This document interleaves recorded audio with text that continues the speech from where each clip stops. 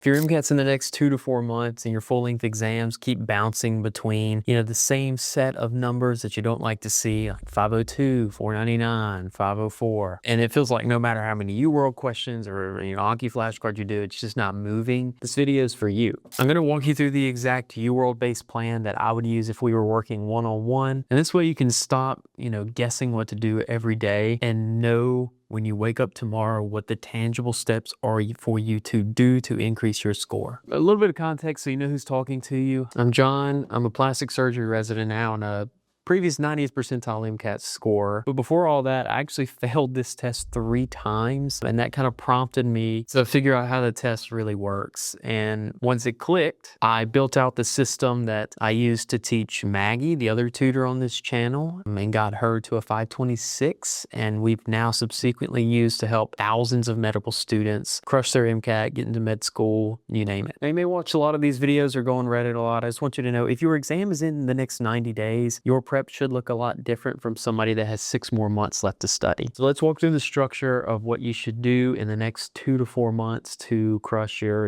April, May, June test date. Most students in your situation are doing one of 4 things wrong with UWorld. Number 1, they're doing like random blocks with no real plan. Second, they are reading or even skimming the explanations instead of actually reviewing those questions. Third, they're either just throwing in full-length exams whenever they feel like it or like whenever it fits into your social life schedule. Shots fired. And then those same people are like freaked out by the score. The fourth thing they do, and this one's huge, is they'll read the explanation and think, oh yeah, that makes sense. But then they'll never take a tangible action to make sure that A, that's the reason you even missed the freaking question in the first place, and B, to make sure it never happens again. So review without action is just like begging the same mistakes to pop up again. So if any of those are you, it's not that you're lazy, it's that your system's bad. And the MCAT is one of the few tests where structure beats vibes every single time. Some students are going to hear this and think like, oh, that sounds good, but I don't really I'm getting stressed out or I'm feeling some anxiety about the idea of putting all these details together by myself. For those students, we opened a small spring score sprint cohort. About 40 seats is what we're going to take. And it's where we will implement this system together. My entire team is on this. I'll explain all that later. First, let me show you the actual structure that I would walk you through if you were my student. So big picture, if you're like 2 to 4 months out from your exam, you're eyeing that April, May, June,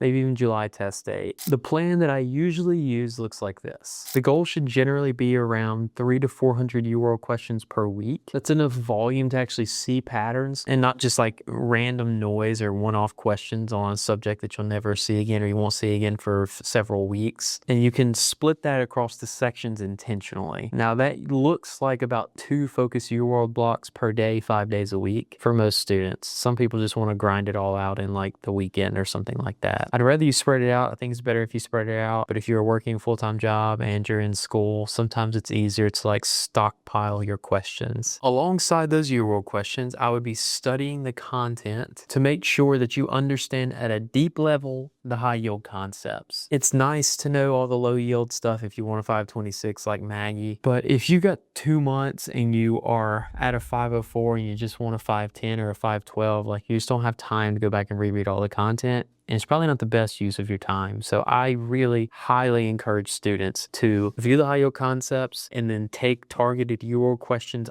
on those high yield topics. It's kind of difficult using their selection tool to like specifically click the subjects you want to test on because their umbrellas are just so big, but I'll show you how we get around that later. You'll also be wanting to take, anywhere between 1 to 3 CARS passages a day, depending on if it's your weakness, 3, and if it's something that you're pretty good at, I would go, closer to 1 to 2. And then the final thing is full-length exams. So you'll be wanting to take a full-length exam. If you're like really hardcore studying, it's okay to take a full-length exam, every week or every other week. Just make sure that you save 2 to 3 for your last, week or 2 before your exam. Now, the AAMC has 7 full-length exams. I actually think that's probably enough. If you want more, I think Altius probably has the best third-party ones, but 7's enough if you're taking them right and reviewing them right. But they need to be on your calendar. They need to be in specific weeks. Like I would never let more than 3 weeks go by, because if you plan it more than 3 weeks apart, then you're probably just going to end up procrastinating till the week before the test. So having those on your calendar,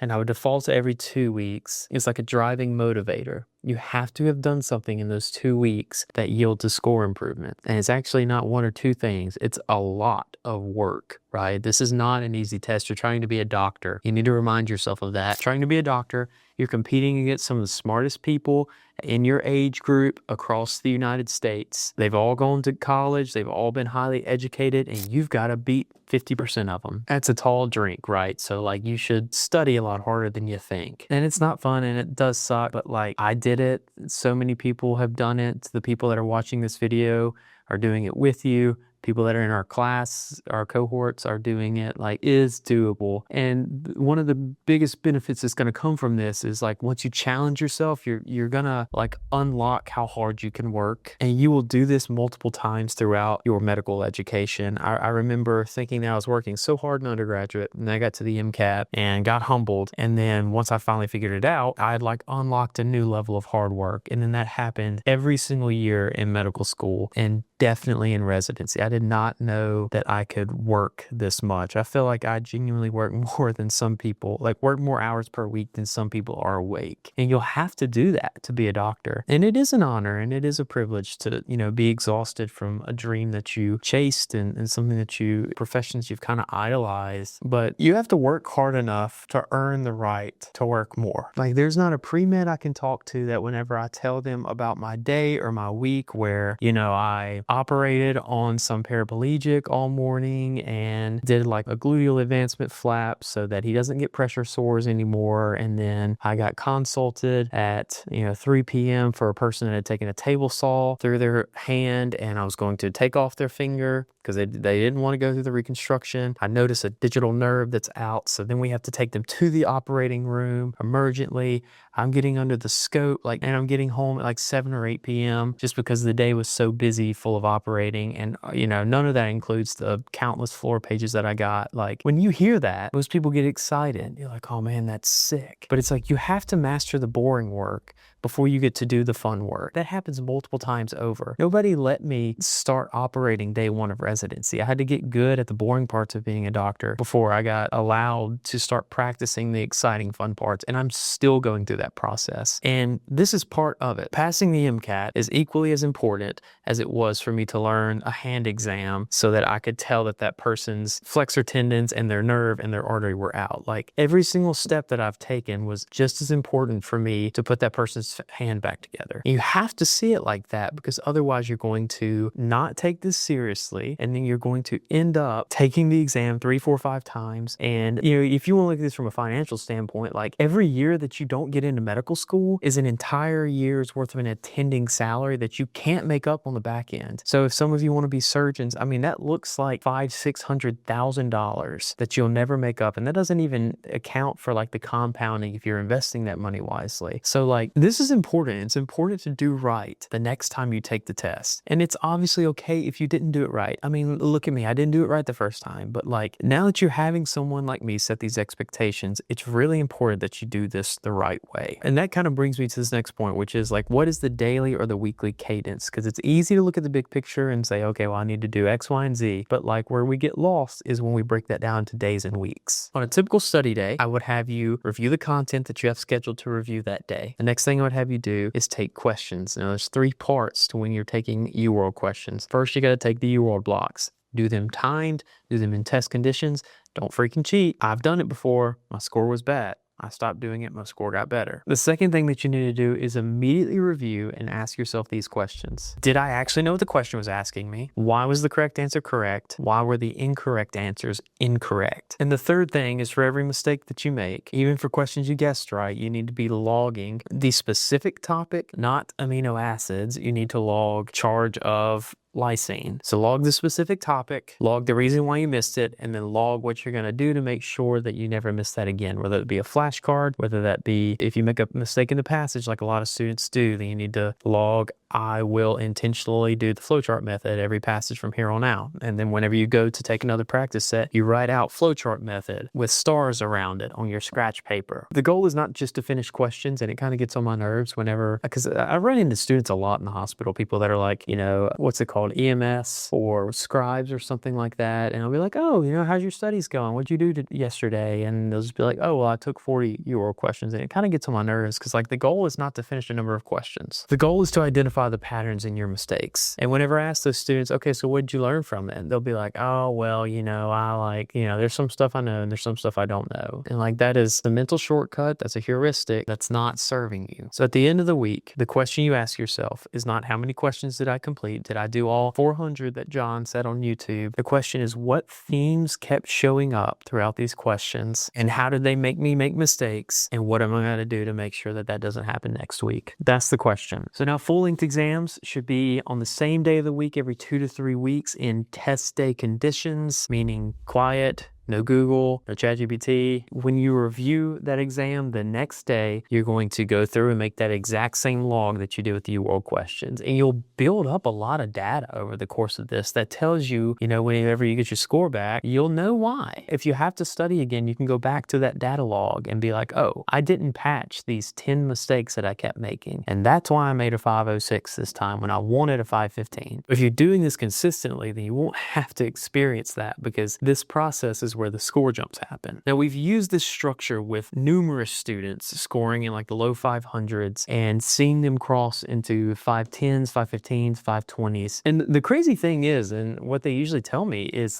it's wild that it didn't add more study hours. It just got more out of the hours that they were actually studying. And that happened because they fixed the system. So if all you do from this video is steal the structure and implement into your studies, you'll likely be in a much better spot. But some students watch this and they think this sounds like a good idea, but I could probably use some help implementing it to make sure that I do it right, and I don't end up being like that person that John talked about earlier, where you miss out on an extra 1 to 2 years attending paycheck, and not to mention the 1,000 patients you would help that year. And that's exactly why we opened this Spring Score Sprint cohort. The goal of this cohort is simple. Over the next few months, we want to turn your remaining study time into the most efficient score increase possible if you're testing in the next 2 to 4 months. Now, that program includes our high yield content book, as well as the on-demand lectures that are taught by myself and Maggie, the other 100th percentile scorer that is on this channel. And it'll be focused so that you know that everything that you're reading and studying is what's going to show up on your real MCAT. It's going to come with 3-month access to UWorld, but the cool part is our partnership with UWorld allows us to hand pick custom tailored assignments from their 3,000 questions. We actually went through, read them all, and figured out which ones lined up with our chapters. So when you finish a chapter, you know exactly what questions to take. We are trying to eliminate that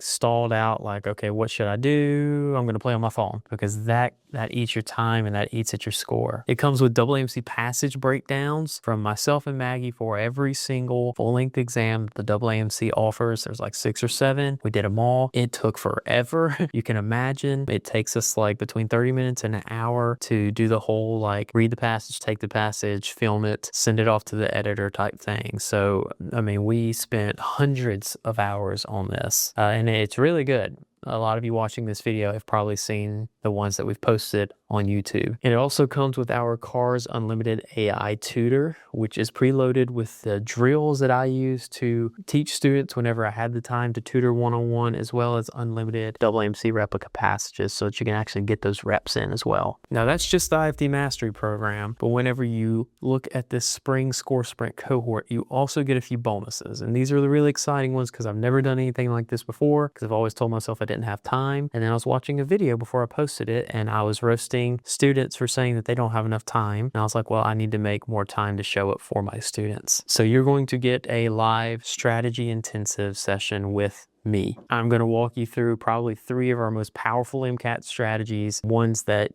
we teach several, we teach a dozen, but really if you have these 3, you're probably good. And it includes things like the flowchart method and simplifying the question stem that we're well known for. So I'll show you how they work, and you'll actually have the ability to interact with me and say, hey, I see you do it, but whenever I do it, it looks like this. why, and I can give you immediate feedback for it. And again, we're keeping the cohort small, 40 students, so that you can all have time to interact with me. The next bonus session that you'll get, because it's going to be 3 live sessions. The next one's with Maggie. She's the 100th percentile scorer. She's going to be walking you through a CARS mastery session from someone that scored perfect on it, right? So she's going to show you how to get through the passage efficiently, what they're actually looking for, and how to simplify the question in a CARS passage, because it's different from the sciences. So you'll leave with a clear plan and outlook on CARS. And the third session is with Damon. So he is our highest ranking non-me or Maggie employee. He meets with students and talks to them about the MCAT constantly. So he's very knowledgeable on this exam. And what he's going to do is he is going to help you set up and structure your prep so that, the templates and the guides that we give you, like, they're great, but you have nuances in your life. Maybe you have school and work and a baby. Like, how do you fit it in? Well, you let Damon help you with that. He's also going to walk you through exactly what test day looks like, and that way you'll know what to expect, because some people get in there and it's different from their expectations and it throws them off a little bit. So we're going to warn you of all that stuff, because it's really important to us that all 40 of you crush this exam. The fourth bonus that you're going to get is you're going to get access to never before released or seen IFD quarter length exams, which is pretty sick. This is going to allow you to stress test your studies to see if you've actually been making progress that you think you have been. And you can do it without burning, an entire Saturday and Sunday on testing and review. So instead of 8 hours, they're 2 hours, but they still mimic the test day experience more so than like a UWorld question block. And then the fifth bonus that we put in, I know there's another one. I know you were nervous, is that we included a clarity or extra coaching guarantee. And so what this means is that if you attend all 3 live sessions and you take both exams and you still feel like you don't know where to go next, we will give you an extra small group office hour session with us for free. Now, we capped this cohort at 40 students. Maybe that's not a smart business thing to do, but I want to make sure that we can give you the attention that you need. Enrollment is open now. You can check it out, the first link in the description, but it closes midnight